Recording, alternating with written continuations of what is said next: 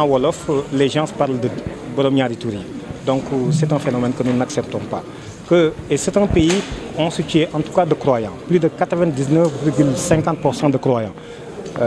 musulmans et chrétiens confondus. Alors ces deux composantes majoritaires en tout cas de la société rejettent dans l'écrasante majorité en fait ce phénomène-là. C'est pourquoi quand nous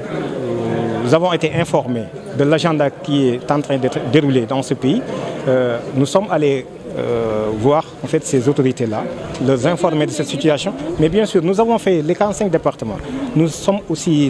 allés en fait au Bois Sacré. Nous avons contacté l'Église, nous avons contacté les autorités religieuses. Mais ce n'est pas tout simplement une question en tout cas de religion. C'est une question de société. C'est pourquoi en tout cas nous avons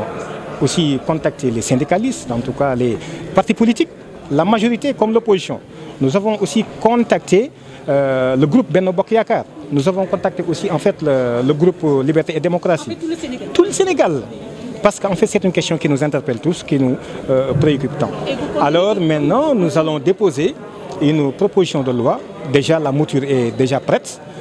Nous allons déposer en fait une proposition de loi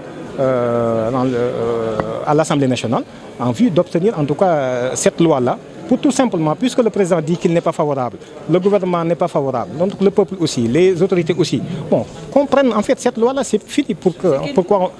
criminaliser l'homosexualité, mais dans l'espace public aussi. Dans l'espace public, c'est bien de préciser cela, parce que nous ne pouvons pas, en tout cas, poursuivre les gens jusqu'en fait à l'intérieur de leur maison. Ça l'islam l'interdit, toutes les religions l'interdisent. Donc c'est l'espace public qui nous concerne tous, c'est là où nous voulons en fait une loi qui les criminalise. Et dans cette marche? Effectivement, nous allons faire en fait un sitting le 23 mai 2021 et nous appelons tous les Sénégalais à faire une manifestation, un rassemblement à la place de l'Obélisque ou bien la place de la Nation, dans une manifestation inédite. Nous appelons tous les Sénégalais à venir, en tout cas pour dire que nous ne sommes pas d'accord dans cet agenda qui est actuellement exécuté au Sénégal et nous voulons et nous exigeons même, parce que la Constitution nous le permet. Nous sommes souverains, le peuple. Nous exigeons une loi qui criminalise dans l'espace public l'homosexualité. Vous avez parlé de deux phases que l'État compte mettre en place pour la pénalisation de l'homosexualité. Bon, la première phase, c'est la phase d'institutionnalisation. L'État a fini de l'exécuter. Il y a des lois, il y a un projet qui est là, la SNEG, donc il y a aussi en fait des institutions, il y a un ministère du genre, etc. Donc même nos documents normatifs, on est en train de changer en fait ces genres remplacent sexe. La seconde phase, c'est la phase d'appropriation ou bien de socialisation, donc de l'acceptation de la société. Comment parvenir maintenant à ce que la société accepte? Alors ils ont visé 4 leviers essentiellement. Le premier en tout cas c'est les médias. Essayer de diffuser en tout cas des téléfilms et en tout cas montrer ce phénomène-là. Le second levier, c'est par l'encadrement, par la lutte contre la pauvreté, en encadrant en tout cas les groupements de femmes et surtout les jeunes. Le troisième levier, c'est en ciblant des porteurs de voix et des leaders d'opinion à ce qu'ils en tout cas fassent faire passer en fait ce message-là. Et le quatrième élément qui me paraît en fait le plus important, c'est tout simplement forger une nouvelle génération pro-gay à travers l'école. Et le gouvernement est en train en tout cas de dérouler aussi. Vous avez été informés, je pense, du séminaire de Saly, donc vous avez tous eu cette information.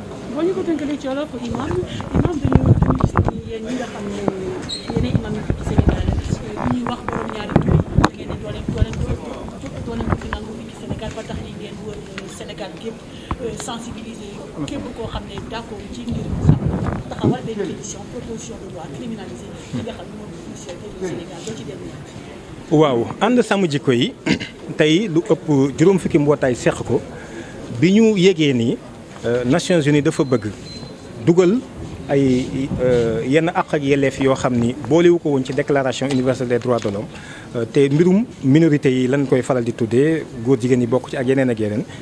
te gouvernement bu Sénégal finalement nangu ko depuis 2016 tàmbali di ko doxal dañu dem ci kilifa diine yi xalifa généraux yëpp dañu dem waxtaan ak ñoom dem aussi waxtaan ak jàngu bi dem waxtaan ak le roi d'Oussouye démb rek maa ngi jokk ak porte-parole am dem waxtaan aussi ak nit ñi nga xam ni dañu yor mbootaay te am taxawaay ci réew mi bokk na ci syndicalistes yi bokk na ci parti politique yi parce que ñoom ñoo bëgg jiite askan bi bokk na ci kuréelu góor ñi ak jigéen ñi ak mboolem kuréel yëpp bàyyiwuñu kenn ak fu nit mën a féete ndax lii du mbiru ngëm-ngëm kese mbiru société la mbiru penc la mbiru askan la nit ñi ci boppam sénégalais yi ñu ngi ñoo bëggul loolu. est-ce que dégg ngeen sénégalais yi di faral di jaar sax ci seen tur borom ñaari tur yi la ñuy wax parce que du lu ñu xam li ñu xamoon ñun ñëpp dégg nañ sëñ Babacar Sy Mansour wax ko ñu efféminé lañ xamoon ci loolu nga xam ne boo ko séenee nii sax da ngay daw waaye quant à góor ak góor gu naan dañuy takkante ay jigéen ak jigéen ji takkante di def ay gay pride loolu ñun duñ ko nangu ci réew mi tey duñ ko nangu ëllëg c'est-à-dire il faudrait que Nations Unies lobby yi ñooñu ñëpp seen xel ñu génne ko loolu ci Sénégal suñu bakkan yi du ko fekkee c'est-à-dire loolu il faudrait que mu leer c'est un message très ferme boo xam ne moom lañ leen di lancer suñu bakkan yi du ko fekkee te lu mu leen jaral ñun jaral nañu luñ ko loolu moo waral nag ñu xam ne yoon may nañu ko suñu diine may nañu ko ñu lancer pétition bi bu sénégalais yi signé massivement te kilifa diine yi signé nañ ba pare kuréel yi ma la limal aussi signé nañ ba pare bu boobaa nag ñu jébbal ko gouvernement bi d'abord dañ leen koy jox ñoom ñooy def projet de loi mais dañuy jaar aussi ci assemblée nationale def jaar ci député yi aussi pour proposition de loi ñaar yëpp benn but rek la am mooy pour am loi buy criminaliser l'homosexualité xam ngeen l'article 319 wax na ci acte contre nature mais dañu bëgg leeral ko ba mu leer nañ ba noppi nag ñu corser en tout cas daan yi nga xam ne si képp ku génn ci mbedd mi di ko def ñu kii ko voilà léegi nag ñuy woo sénégalais yi ndax gis nga bu ñu yemee ci signature kese dañ koy sànni fële ngeen baal ma mi nga xaw a gudd waaye faw ñu wax lan moo tax loolu gis nga réew mi mboolem lu fi kilifa yi mën a bëgg xanaa ñu sonn ñu mën leen a xettali waaye lu ñu bëgg laaj ko nii duñ leen ko defal bëgg naa ci benn firnde rek mooy SYRCOF bi ñu demandé fi ñuy wax le code de statut personnel liggéey ci fukki xalif généraux signé nañ ko ñu déposé ko à la table assemblée nationale mais loolu ba tey dañ koo sànni ataaya nañ ko wala ñu defee ko neneen loolu moo tax nag ñu xam ne bu ñu defee lii ba pare ba manifestation populaire bi génn ci ni askan wi ñoo ko bëgg bu boobaa nag dañuy génn taxaw ci mbedd mi génn wan leen ni leen nii tant que defarul leen ko duñ dellu ci suñuy kër te loolu nag xalif généraux yi la ñuy woo ñu jiite si ko woo église bi ñu jiite si ko woo le roi Dusuy ak mboolem kilifa yi nga xam ne ñoo ngi ci réew mi muy kilifa diine muy kilifa aada le 23 mai 2021 à partir de 10 heures ñëpp woo nañ leen place de la nation mboolem département yëpp aussi dañ fay organiser même heure bi même jour bi manifestation boobu.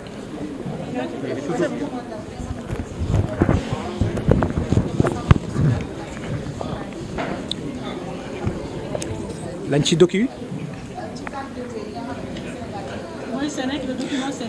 voilà 4 leviers yi mooy en fait xam nga processus la lii ñoom xam nañu Sénégal nangu ko président toujours daf koy rappeler léegi nag dafa am ñaari phase yu am solo benn bi mooy la phase d'institutionnalisation maanaam ngir def fondamentaux yi keno yi pour mën a tabax bâtiment bi boobu moom Sénégal def na ko ba pare mooy am nañu une vision ci loolu am na document stratégique muy la stratégie nationale pour l'équité et l'égalité de genre vision bi mooy bu ñu àggee 2026 ñëpp ñooy tolloo ci réew mi àq ak yelleef donc soppi nañ constitution bi article 25 alinéa 3 jël nañ benn nouveau code de la presse bi article 18 bi tere nañ ci ñuy wax loolu ci penc mi di def allusion ci yooyu et cetera ñoo ngi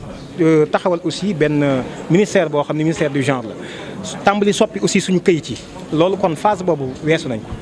phase bi ci des nag mooy askan wi nangu ko loolu nag dañu am ñeenti yoon yu ñuy jaar li ci ëpp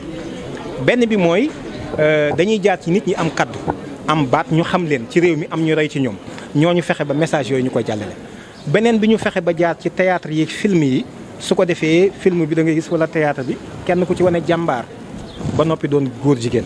su ko defee loolu am benn link bu am sa diggante ak moom parce que sa subconscient la du problème mu ay xel ak xalaat.